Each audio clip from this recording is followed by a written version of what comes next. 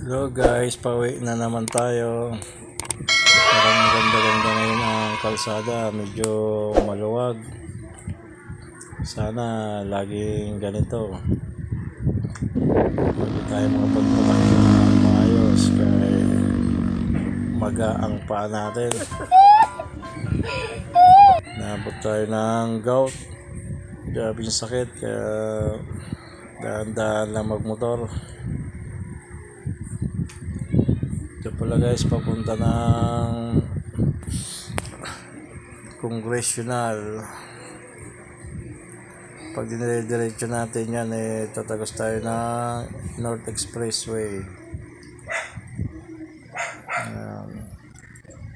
Video dyan sa unahan, may stoplight dyan kaya medyo babagal ang takbo natin. Dyan sa may stoplight sa Mindanao Avenue. Guys, sakto lang ang takbo natin, chill ride lang, maaga pa naman, medyo maluwag. Sisikip lang ito pagdating ng Mindanao Avenue kasi may stoplight doon. Maraming salamat din pala sa mga followers ko. Maraming salamat sa inyo. Ingat po, lagi tayo. Mga babiyahe ng malalayo, ride safe po tayo, mag-ingat. Dahan-dahan lang sa biyahe, di baling matagal makarating, basta maayos tayong makarating sa pupuntahan natin.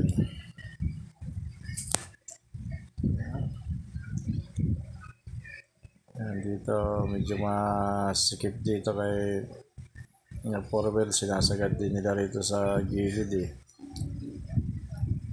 May mga pakanan din kasi dyan stoplight sa unahan yan.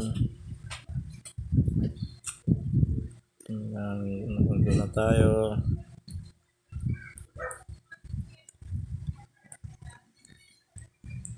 Ingat mga loads, mga mag-outing. Ingat po. May mga kasamang bata sa outing lagi natin babantayan, huwag natin iwawala sa mga mata natin ang mga kasama natin bata, lalo na pag malalim ang paliliguan. Ingatan po natin ang lahat ng mga kasama natin.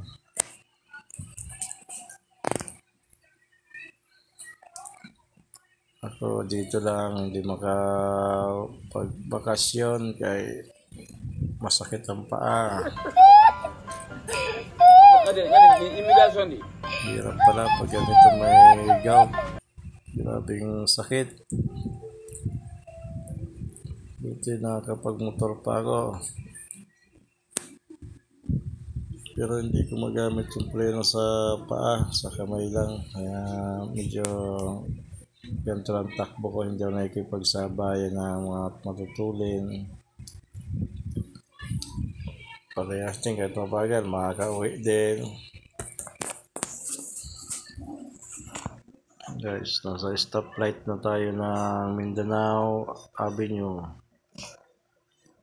Okay guys, thank you, maraming salamat.